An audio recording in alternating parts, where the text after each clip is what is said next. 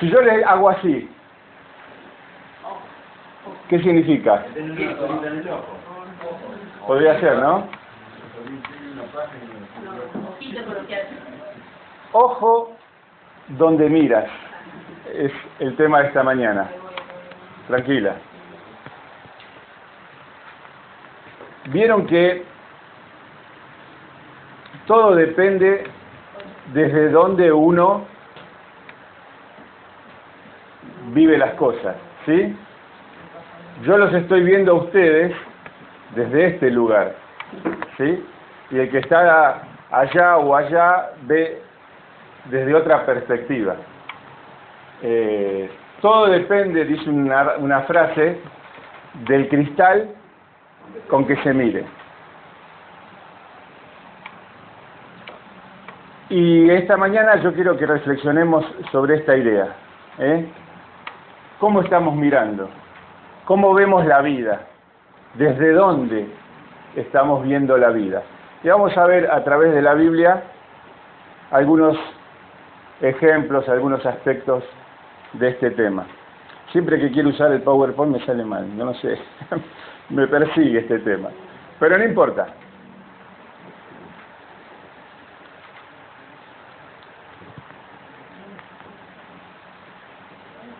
Si ustedes salen al jardín, y yo salgo al jardín, podemos ver los árboles, ¿no? Y para mí son árboles, ¿sí? Ahora, para un botánico, diría, esto es ¿un qué? Un paraíso.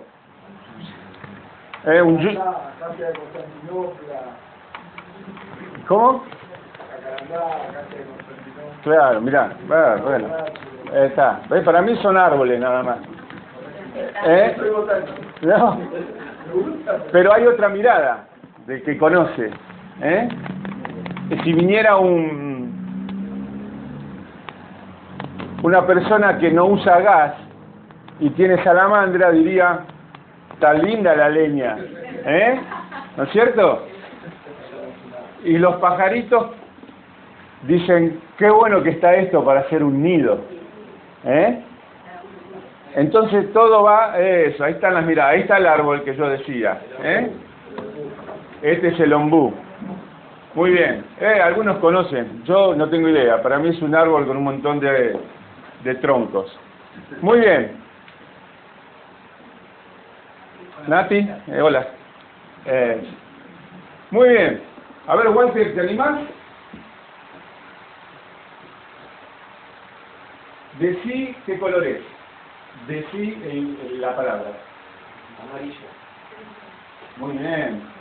¿Y acá? Eso, bien. ¿Cómo lo ven ustedes? ¿Les cuesta? Una verde y una azul. Claro. ¿Este qué color es?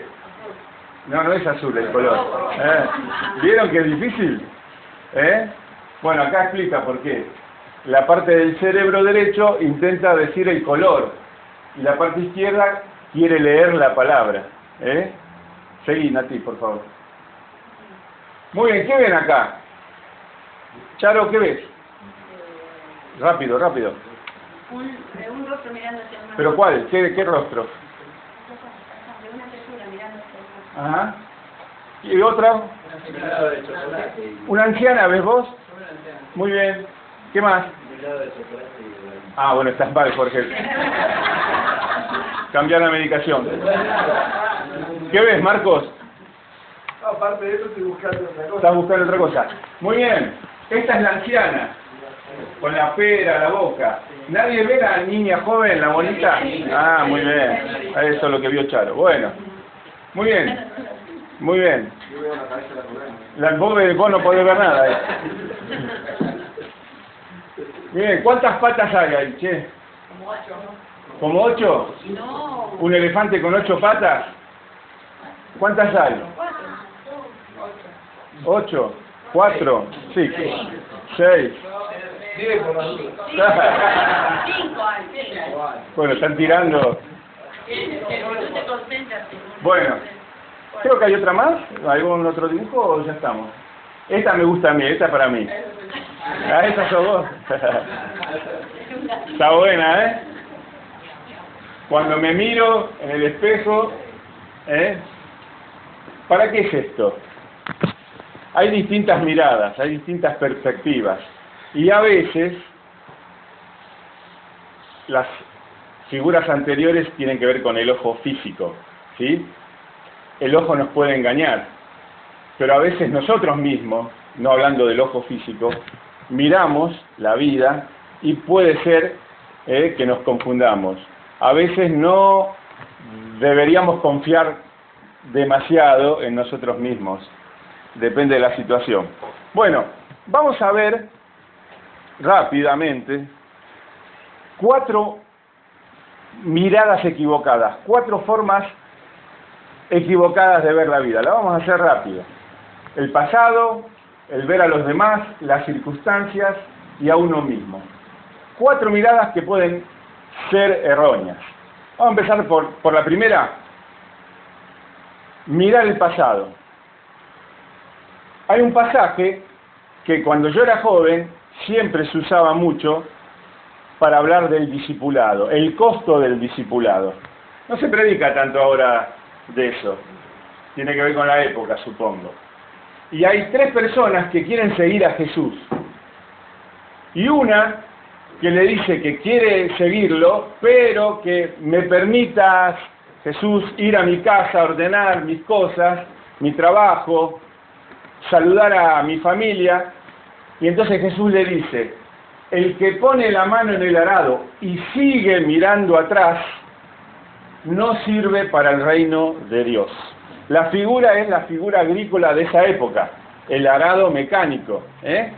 Tenía que ir el que trabajaba en el campo, roturar la tierra con un arado y el motor era la persona y no podía desviarse del surco, porque si no, exactamente, tenía que mirar para el frente. Ahora, Jesús está usando esa figura agrícola para algo espiritual.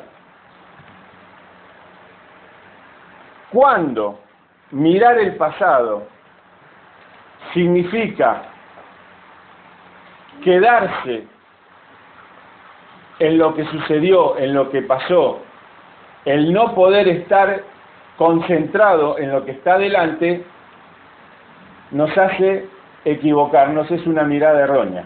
Hay ejemplos. ¿Se acuerdan cuando el ángel les dice a Lot y a su familia, váyanse, no miren para atrás, vayan a la montaña a refugiarse porque la ciudad va a ser destruida? Y la mujer de Lot, ¿qué hizo? Se dio vuelta y dijo, ¡ay, la cocina nueva, las cortinas, y ahora los vecinos, y las cosas que yo había comprado para la casa! No podía ir para adelante sin pensar en todo lo que había dejado. No creyó la palabra del ángel, que en este caso su vida dependía de mirar hacia adelante, porque la ciudad había sido condenada por el pecado. En Éxodo 16 tenemos cuando los israelitas, que son liberados de Egipto a través del liderazgo de Moisés, están en el desierto y ¿qué pasa? Se empiezan a quejar por la comida. Y es muy interesante, no lo vamos a leer porque nos va a llevar mucho tiempo y prefiero que después leamos algunos pasajes al final. Dicen los israelitas, ¿por qué nos sacaste de Egipto, que allá teníamos abundante comida? Mentira. Y ellos estaban pensando en la panza y no en la libertad. Ellos se quejaban en Egipto de la esclavitud que tenían. Ahora habían sido liberados y por supuesto todo tiene un costo. No era tan fácil, no se habían tomado un tren para cruzar el desierto para ir a Canaán, pero estaban libres, ya no estaban bajo el yugo del faraón. Sin embargo, ellos se quejan a Moisés y dicen que añoraban la vida que llevaban en Egipto. Y después Moisés entonces les manda el maná y las codornices. Otro ejemplo de quedarse aferrado al pasado, cuando había algo por delante que era mucho mejor. En este caso de Lucas 3:8 tenemos a los judíos que están discutiendo con Jesús. Y los judíos le dicen, pero nosotros somos hijos de Abraham. Y Jesús le dice, sí, pero acá no sirve el linaje, la ascendencia. Acá vale lo que es cada uno con su vida y con sus decisiones. Y les dice Jesús, Dios puede hacer hijos de Abraham de estas piedras. Y ellos sacaban chapa con el pasado, que no tenía nada que ver con la vida que ellos llevaban. Así que este es otro ejemplo acerca de cómo errar mirando hacia atrás. Y hay dos errores muy comunes cuando uno mira siempre hacia atrás. Por un lado, la nostalgia. Eso de todo tiempo pasado fue mejor. Entonces, los viejos nos dicen a los jóvenes, en mi época, como si esta no fuera nuestra época.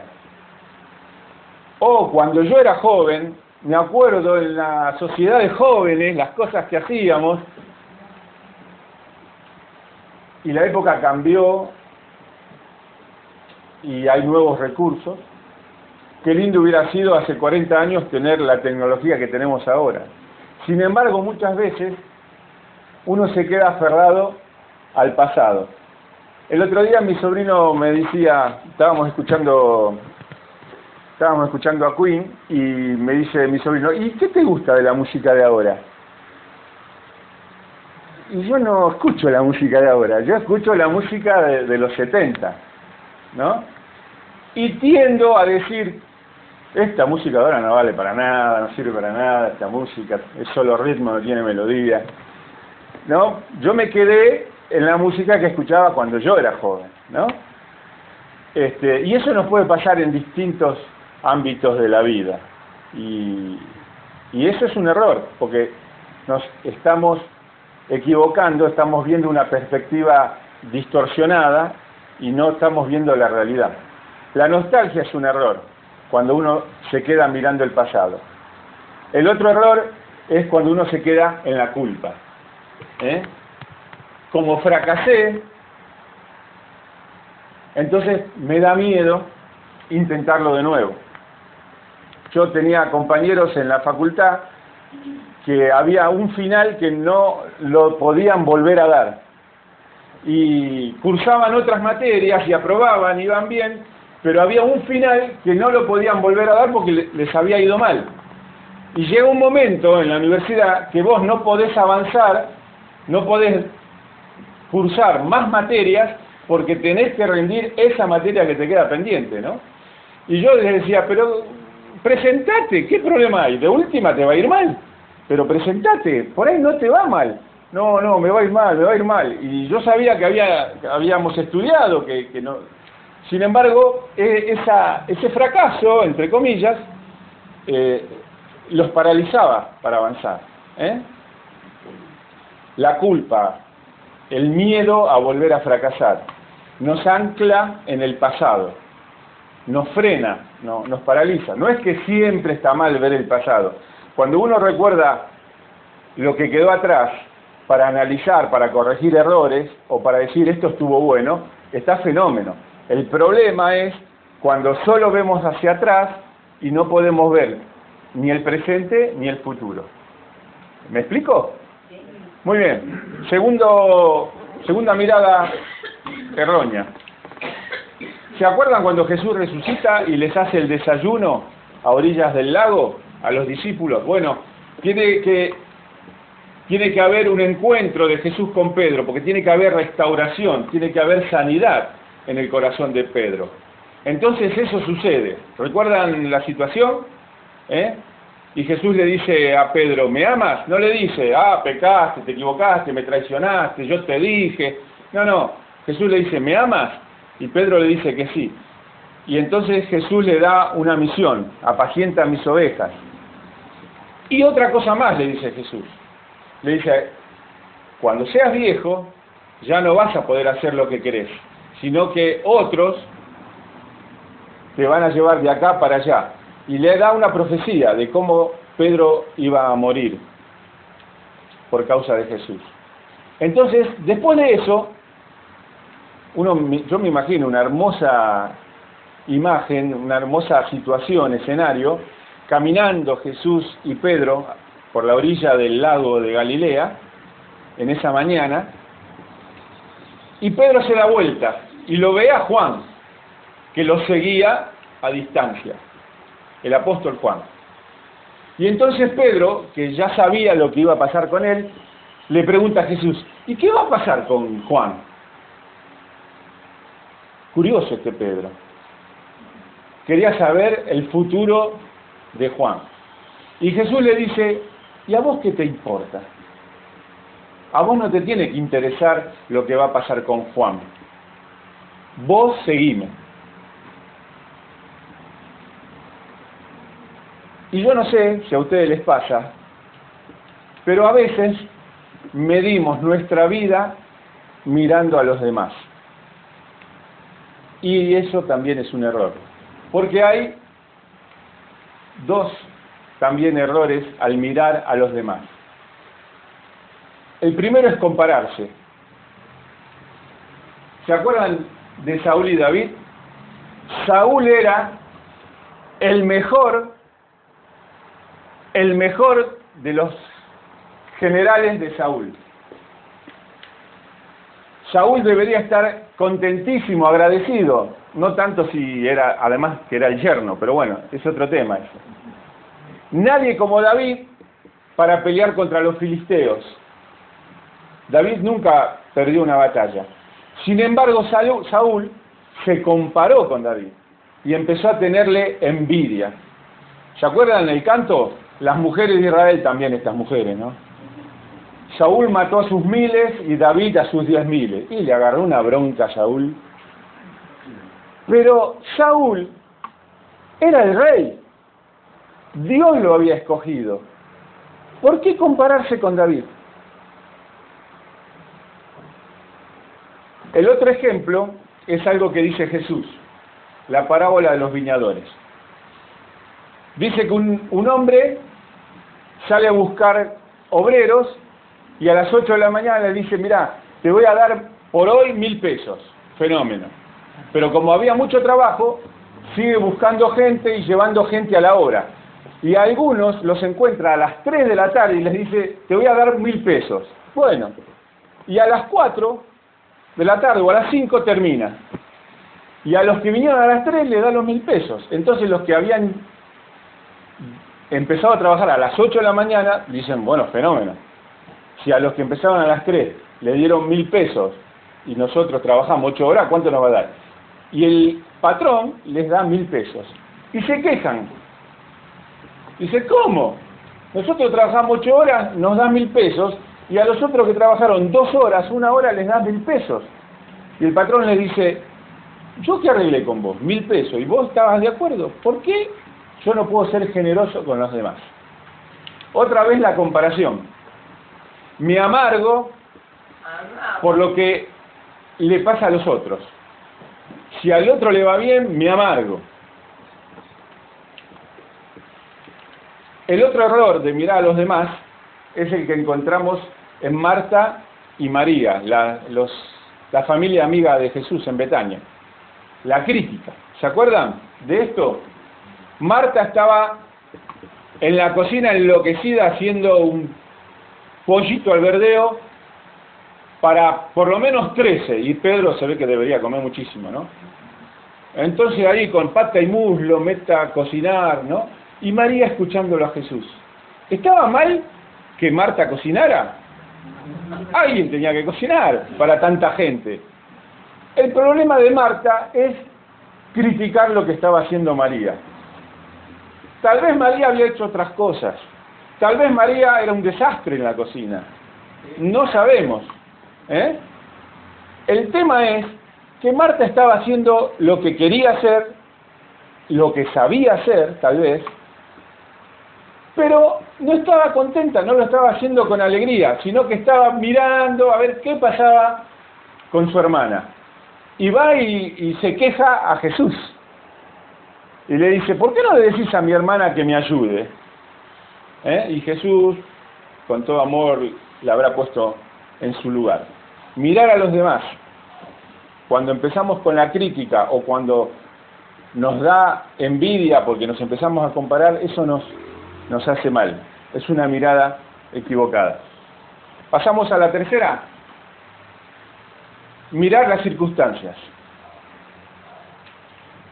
El pasaje que tenemos acá es cuando los discípulos están en la barca y Jesús viene caminando arriba del agua. ¿Sí? O sea, un milagro. Y Pedro dice, esto está buenísimo. Yo quiero también caminar sobre el agua. Y le dice, ¿puedo ir, maestro? Sí, vení, le dice Jesús. Y Pedro empieza a caminar sobre el agua, una cosa increíble, sobrenatural. Encima Pedro 120 kilos debería pesar. Pero Pedro en un momento se da cuenta de lo que hizo. Él arrebatado, vehemente, impetuoso, se mandó. Pero en un momento empieza a ver el oleaje, el viento, el frío y el viento, las olas del mar. Eso, me estaba acordando de eso. Y comenzó a hundirse. ¿Por qué? Porque empezó a ver el entorno, las circunstancias. Otro ejemplo tenemos, ¿se acuerdan de este? El criado de Eliseo. Resulta que los enemigos de Israel no podían ganar una porque Eliseo, profeta de Dios, avisaba cada vez que venía el ejército enemigo. Entonces, el general o el rey dice, bueno, lo que tenemos que hacer es agarrar a Eliseo. Así se acaba el tema. Entonces, el ejército enemigo rodea la casa donde está Eliseo. Y el siervo de Eliseo se pega un susto. Y entonces Eliseo ora al Señor y le dice, yo quiero que le abras los ojos a mi siervo. Y entonces, ¿qué es lo que sucede? El siervo puede ver un ejército de ángeles rodeando el ejército enemigo. Pero el siervo estaba viendo nada más que las circunstancias. Tenemos a los israelitas frente al Mar Rojo, ¿se acuerdan? Salen de Egipto, llegan al Mar Rojo y ¿qué pasa? El Mar Rojo acá, no tenían salvavidas, no tenían bote, no tenían balsa, no tenían nada. Y atrás venía el ejército del faraón. ¿Y ahora qué hacemos? ¿Para qué salimos de Egipto? Bueno, otra vez quejándose, otra vez diciendo, y ahora estamos perdidos. Ahora, si Dios los había liberado con mano poderosa, no tuvieron que pelearse para salir de Egipto. Dios los había liberado. Sin embargo, ellos, cada vez que se encontraban con un problema, veían solamente el problema que tenían delante. Y en esta situación tenemos a Saúl de nuevo, pobre Saúl, ¿no? Con Goliat. Este es un versículo para tener en cuenta. Dice la palabra que Goliat salía a desafiarlos y decía, bueno, no vamos a pelear ejército contra ejército, peleo yo solo contra el mejor de ustedes, a ver quién gana. Y eso lo hizo durante 40 días. Y dice el versículo 11 que Saúl y todo su ejército estaban espantados, aterrorizados por las palabras de Goliat. ¿Y dónde estaba Jehová, Dios de los ejércitos de Israel. Sin embargo, ellos veían nada más que la circunstancia que estaban atravesando. Muy bien, vamos al último, mirarse uno mismo. Dice Filipenses 2:4, no mirando cada uno por lo suyo propio. Uno puede pensar que, bueno, no está mal uno mismo mirarse, analizarse, ¿no? Había el oráculo de Delfos en Grecia que decía, conócete a ti mismo. Y no está mal, ¿eh? Ahora, desde la perspectiva cristiana, desde la Biblia, nosotros sabemos que a veces los seres humanos no podemos ser objetivos cuando nos vemos a nosotros mismos. Y acá también podemos tener dos errores. En primer lugar, no sirvo para nada, que tiene que ver también con el tema de mirarse atrás, la culpa, el fracaso. Gedeón estaba escondido haciendo vino, pero estaba escondido, en vez de hacerlo afuera como se hacía normalmente, lo hacía adentro, escondido. Y se le presenta un ángel y le dice, varón valiente y esforzado. Y Gedeón dice, ¿qué? ¿Yo? Pero si, mirá cómo estamos, mirá cómo está el país, ¿no? Y el ángel le da la misión de liberar a los israelitas. Pero Gedeón se consideraba muy poca cosa. Tenía, dirían los psicólogos, la autoestima muy baja. Dice, yo soy el menor de mis hermanos, dice Gedeón. Cuando Dios llama a Moisés en la zarza, Moisés, ¿qué le dice? Tatarta, le dice Moisés. Yo voy a ir a hablar con Faraón, ¿no? Se sentía otra vez poca cosa. En realidad, a Moisés le pasaba lo otro también. Él se acordaba que hacía 40 años había fracasado cuando él por su cuenta había querido liberar. ¿Se acuerdan que había matado a un egipcio y tuvo que huir a Madián?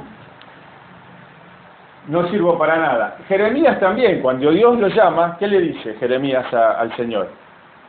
Señor, yo soy inmaduro, yo soy muy joven, yo no tengo experiencia, le dice Jeremías al Señor.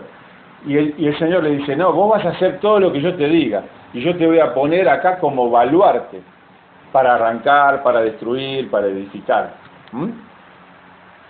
Hombres que se sentían poca cosa. La mirada personal que tenían sobre ellos mismos era muy baja. Y Dios sabía lo que Él podía hacer con ellos. Así que a veces está mal la mirada propia que uno tiene. Pero lo contrario puede ser algo que me pasaba a mí, ahora no, ahora yo soy humilde. Mirarse y decir,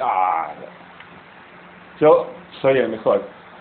Lo puse a Salomón porque todos decimos, Salomón fue el hombre más sabio del mundo. Pero nosotros nos olvidamos cómo termina la vida de Salomón. Otra vez por culpa de las mujeres. Dice que el corazón de Salomón se desvió. Así que, de ser muy sabio, de ser el hombre más sabio de su tiempo, se la creyó. Y así le fue. Porque después de él el reino se dividió. Dios no dividió el reino en el tiempo de Salomón por amor a David su padre. Pero le dijo, Salomón, después de vos, el reino se divide. Porque Salomón se la creyó. Y el otro que se la creyó es nuestro conocido Satanás. Lucero de la mañana. Satanás, que aparentemente era de los mejores ángeles que el Señor creó. No sabemos cómo, no vamos a entrar en ese tema hoy.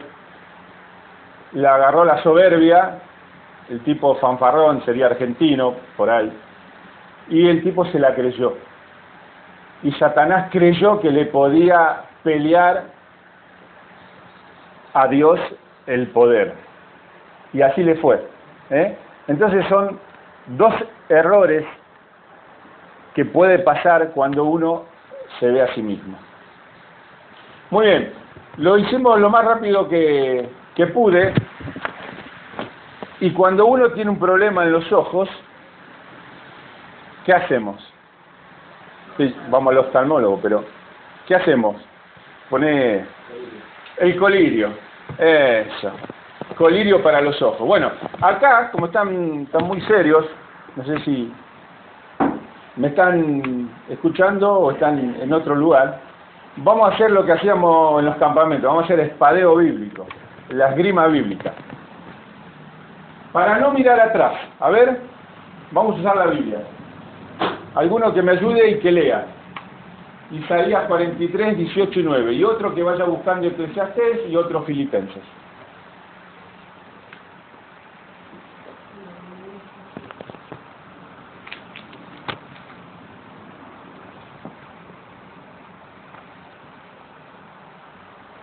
¿Tenemos Isaías? Sí. Dale. Dice, no os acordéis de las cosas pasadas y traigas a memoria las cosas antiguas. He aquí que yo hago cosa nueva, pronto saldrá a luz. ¿No la conoceréis? Otra vez abriré camino en el desierto y ríos en la soledad. Hermoso pasaje este, ¿eh? Abrir ríos en el desierto y caminos en la soledad. Eclesiastés, ¿qué dice? Hay quienes se quejan de que todo el tiempo pasado fue mejor, pero esa queja no demuestra mucha sabiduría. No es sabio el que dice, antes estábamos mejor. ¿Eh? Y Filipenses 3, No 12. que lo haya, Sí, dale. no que lo haya alcanzado ya, ni que ya sea perfecto, sino que prosigo por ver si logro así aquello para lo cual fui también nacido por Cristo Jesús. Hermanos, yo mismo no pretendo haberlo ya alcanzado. Una cosa hago, olvidando ciertamente lo que queda atrás y extendiéndome a lo que está adelante. Prosigo a la meta, ¿eh? Lee lo que sí, me olvidé de eso. Prosigo a la meta, al premio del supremo llamamiento de Dios en Cristo Jesús. Amén. Si una persona como Pablo dice que él pensaba que ya no había llegado, con todo lo que había hecho el apóstol Pablo, sino que él no se quedaba en el pasado, ¿eh? No se dormía en los laureles, vieja frase que se usaba, ¿eh? Sino que él seguía mirando adelante. Estando en la cárcel, Pablo decía, bueno, yo quisiera ir a España, cuando quería ir a conocer a Roma. Él seguía pensando en qué podía llegar a hacer y no decir, bueno, ya está, ya hice suficiente, me pegaron por todos lados, me azotaron, me encarcelaron, me apedrearon, ya está, decía Pablo. No, él dejaba el pasado atrás y miraba hacia adelante. Muy bien, para no mirar a otros, acá estamos en el Sermón del Monte. A ver quién lo tiene. Tú veis para que no seas juzgado, porque con el juicio con que juzgáis, seréis juzgados, y con la medida con que medís, os será medido. Muy bien, gracias. Para no mirar a otros, no compararse, no criticar, no envidiar, no juzguen. Si vos tenés la versión popular dice, si vos tenés un tronco en tu propio ojo, no andés criticando la astilla que tiene tu hermano en su ojo. Esas son palabras de Jesús. Y 1 Corintios 3, 5 al 8. ¿Qué pues es Pablo? ¿Y qué es Apolos? Servidores por medio de los cuales habéis creído. Y eso según lo que a cada uno concedió el Señor. Yo planté, Apolos regó, pero el crecimiento lo ha dado Dios. Así que ni el que planta es algo, ni el que riega, sino Dios que da el crecimiento. Y el que planta y el que riega son una misma cosa, aunque cada uno recibirá su recompensa conforme a su labor. en Corinto se dividían a ver de quiénes eran discípulos ellos. Unos decían, yo soy de Pablo, yo soy de Pedro, yo soy de Jesús, decían otros. No, yo soy de Apolos. Y Pablo les dice, hermanos, somos todos siervos y todos trabajamos según lo que el Señor nos ha mandado. Así que no importa quién hizo una cosa u otra, porque en realidad la obra toda es del Señor. No miremos a otros, no nos comparemos, no critiquemos, no nos dividamos por estas cuestiones. Muy bien, seguimos. Tenemos, para no mirar las circunstancias. A ver si me ayudan. Juan 11:40 e Isaías 43:2.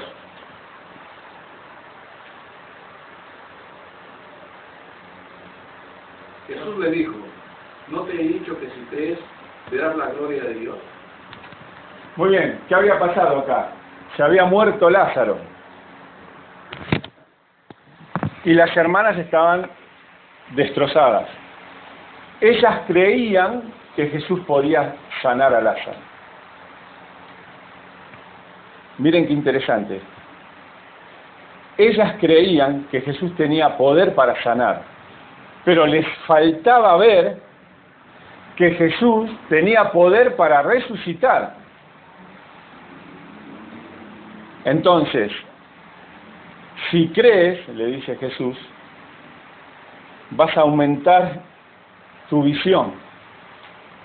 Vos te estás limitando por las circunstancias, pero la realidad es lo que determina a Dios. Es muy hermosa la imagen cuando hay un cortejo fúnebre y una señora viuda va llevando en el ataúd a su hijo y se encuentran con Jesús y sus discípulos que iban caminando. Y al encontrarse, Jesús resucita a ese hijo. Entonces, las circunstancias era la muerte. La realidad era que el poder de Dios en Jesús iba a resucitar a ese chico. A veces nos cuesta ver más allá de lo que está pasando. Y lo que está pasando no es toda la realidad. La realidad es lo que Dios decide que va a pasar. Isaías 43:2. Cuando pases por las aguas, yo estaré contigo, y si por los ríos, no te anegarán. Cuando pases por el fuego, no te quemarás, ni la llama arderá en ti. Hermosa promesa de la palabra. No te vas a ahogar. Te está llegando el agua al cuello, pero no te vas a ahogar. Y si tenés que pasar por fuego, no te vas a quemar, dice el Señor. Por último, para no mirarse uno mismo. ¿Quién tiene Romanos 12:3? Dios en su bondad me envió apóstol, y por eso le pido que no se crean mejores de lo que realmente son. Más bien véanse en ustedes mismos según la capacidad que Dios les ha dado como servidores de Cristo. Muy bien. Y el último, Jeremías 1:7. Cuando Jeremías está diciendo que no puede. Y me dijo Jehová, no digas, soy un niño, porque a todo lo que te envié irás tú y dirás todo lo que te mande. Muy bien.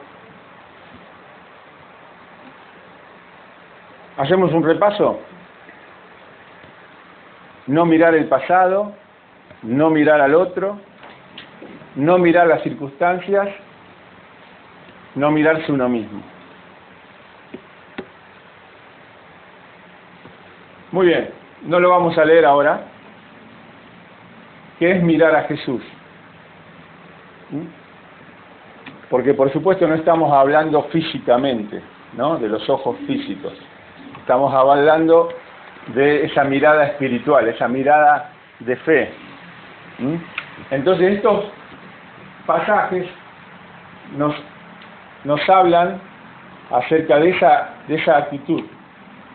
dice en hebreo, por tanto, teniendo tan grande nube de testigos, despojémonos del pecado y todo el peso que nos asedia, puestos los ojos en Jesús, el autor y consumador de nuestra fe.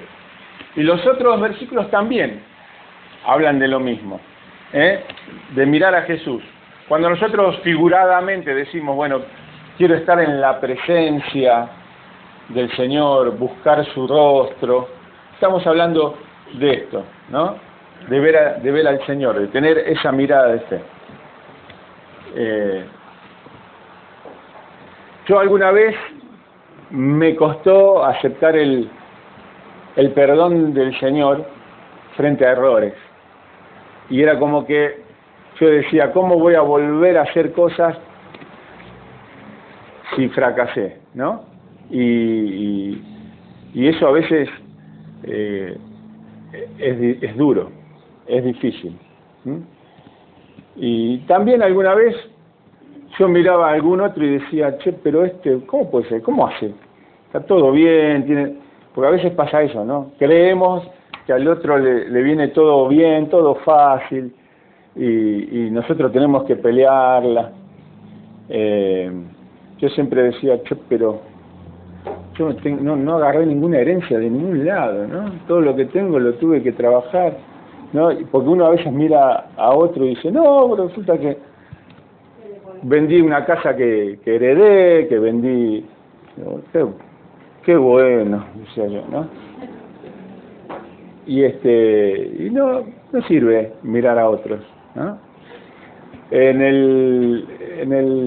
la crisis del 89, nosotros estábamos pagando un departamento y llegó un momento que la cuota que teníamos que pagar era más de lo que yo ganaba.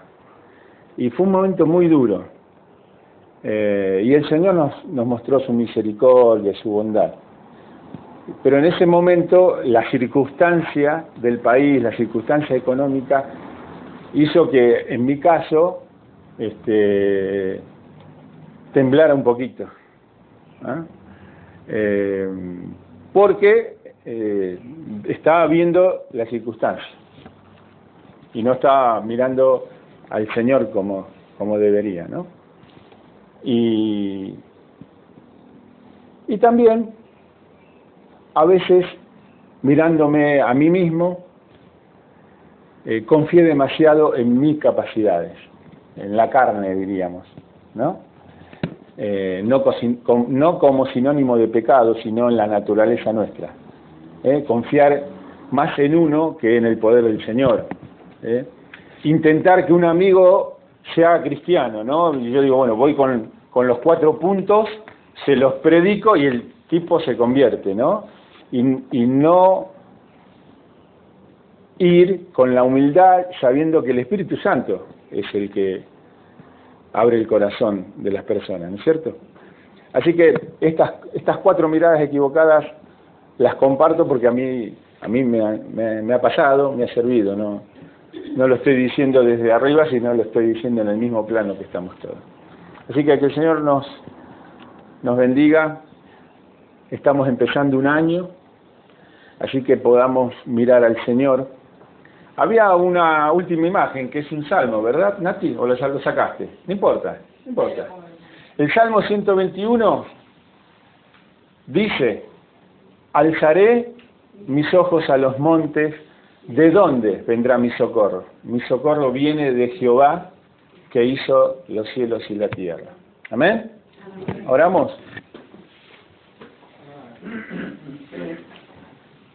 Señor, queremos darte gracias por tu palabra. Y queremos pedirte, Espíritu Santo, que tú ahora a nuestra mente, a nuestro corazón, puedas permitir que tus palabras puedan hacerse carne, puedan hacerse vida, de acuerdo a nuestra necesidad. Tú conoces nuestro corazón, tú sabes lo que nos está pasando, tú sabes lo que nos aflige, lo que nos pesa. Señor, tú conoces la situación económica, la situación familiar, laboral de cada uno de nosotros, de cada familia de la iglesia. te queremos pedir, Señor, que podamos ver a Jesús acompañándonos, que podamos entender que tú quieres lo mejor para nosotros, que tú tienes planes maravillosos para cada uno de nosotros, para tu iglesia. Cuántas cosas, Señor, habrá en tu mano para nosotros, solamente tenemos que mirarte y confiar en ti. Así que, Espíritu Santo, ayúdanos a poder verte, a poder este año caminar contigo, Señor. Y yo te pido para que si alguno todavía tiene algo del pasado que lo paraliza, que le impide avanzar, Señor, que tú sanes eso, que tú sanes esa herida. Señor, que nos permitas amar a los demás y no mirar a los demás con crítica o con envidia, y alegrarnos cuando al otro tú lo bendices. Y Señor, cuando tengamos circunstancias difíciles, en cualquier aspecto de la vida, Señor, que también podamos ver la realidad espiritual que hay detrás de eso, del propósito que tú tienes para esa situación. Y ayúdanos a ser humildes y a poder conocernos realmente como tú nos ves a nosotros. Y gracias porque por tu gracia somos lo que somos. Así que te pedimos esto en el precioso nombre del Señor Jesús. Amén.